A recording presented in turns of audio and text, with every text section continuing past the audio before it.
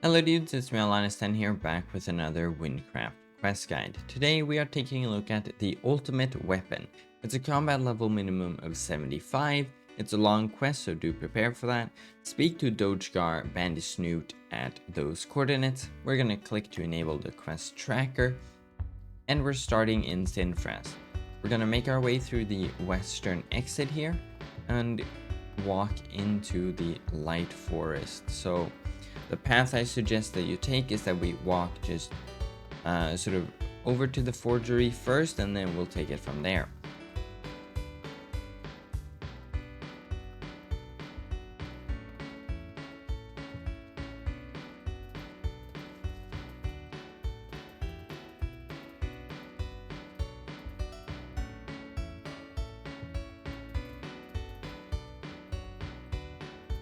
So right when we get here to this second bridge here, we can just go and look down here to the river down to the south, and we can just jump across this broken bridge here. And then we can just follow along the riverside here, so just walk sort of south along the river.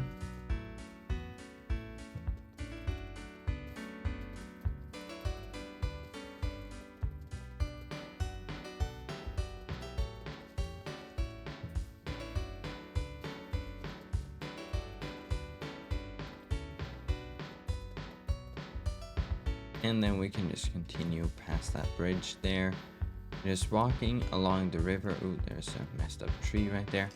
And here, right by the finder here, or the beacon, we find Dodegar right here, and we talk to him. I'm glad you came along. I could do with a little help if you're not too busy.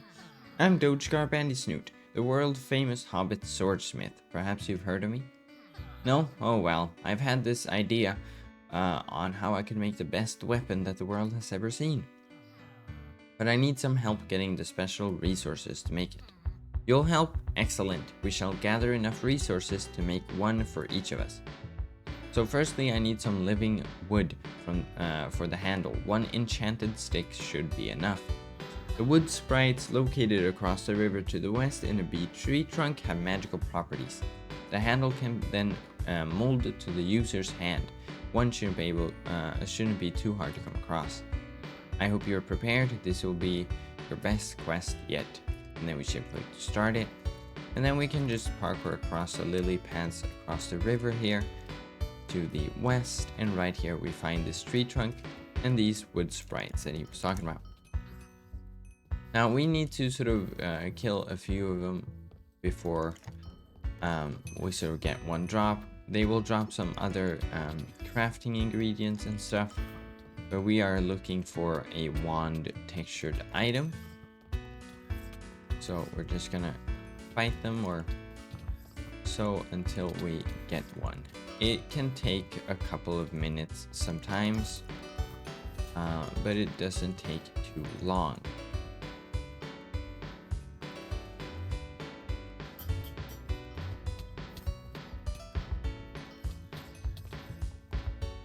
And here we go. You'll see it in the chat once you pick it up as well. We get one enchanted stick. So now we can just make our way east here, back to the river. And then we can just jump across the lily pads and give it to Dodegar. Or Dodegar. Wow, you got the wood I needed, thanks. And then he's gonna craft with it. While I'm making the handle, could you help me with the blade? Since we want this weapon to be as good as possible, we need to find some sacred Hobbit metal. The Hobbit village, the Shire, is really close. Follow the southern road, my brother Dodegar should be there. So now we just go across here to the east, and then we go to the right here and follow this path to the south. And here we enter the Hobbit village. Now the first NPC you come across here is Dodegar. So he's gonna say, my brother, you say, trying to create a weapon. You need sacred metal? Okay. Sorry, I can't help you. I don't know what that is. Maybe ask Dodegar. So we'll go over to Dodegar right here, and we talk to him. Dodegar. Does not really ring a bell, I'm afraid. Oh, Dodegar's brother. Why didn't you tell me that? Sacred Hobbit metal. This is a metal forged by master blacksmith hobbits within our village. It's quite expensive to get by, but holds great potential if used properly. You might hear clock sounds. It's because there's a clock ticking right over there. Oh, you need a piece? I don't have any. Maybe ask my nephew's brother Alegdar. So we go over here to this field, and right here we find Alegdar. Oh, I actually don't know much about anything. I just kind of stand around here. Everyone I've ever met just calls me annoying and useless, so I decided to stop trying. You know, life is hard. We all just have to fight through, and then eventually we might become happy. Right, sorry, ask Balagar for any information. He's smart. So we go across here, and right at the sort of southern road here we find Balagar. My cousin's nephew's dad has had a rough year. I feel bad for him. Oh well. I have no clue about that metal. I heard it was just valuable as normal rock. Maybe ask my cousin Rayorched knows anything about it. So that dude we find right here. And we talk to him. Oh, that's me? You're wondering how my name is pronounced? That's a rude question. Ray or Tree said, obviously. What's a human doing here? You're wondering if I have metal? I'm 7. If you excuse me, I'm busy. Go bother Richard or something. So we turn around, and in the center of all of this, we see that Richard is standing on all this metal. And if you talk to him before anything else, he says, I have what you want. Come talk to me. You can't talk to him because you have to go in the circle. This is quite funny. I've been trying to tell you that I have what you need. You humans really need to practice your communication skills, please. Anyway, here, take it. This metal's just a scam anyway, nothing special about it. And now we get the metal. We can just exit here to the northwest and go back to Dodegar. Or Dodegar. It's right here by the river. And we give him the metal. I hope that it wasn't too much of an issue to get. I'm just gonna craft with it. I forgot a step. I can't attach a blade without a binder material. I need the nectar of a native flower to the forest. To attach it, one of that kind would do the trick. Finding the flower can be rather difficult. Here's the riddle how to find it.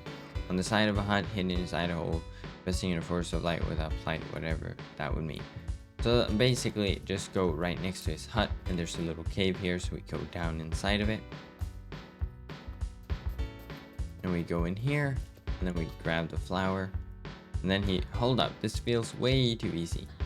I'm going to give you this amazingly incredible show-stopping crazy item, particularly for free. You need to at least work for it.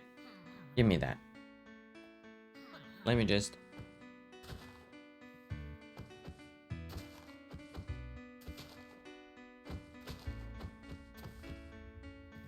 So now, this looks much better. Bring me that flower now. So now turn around and get the flower again.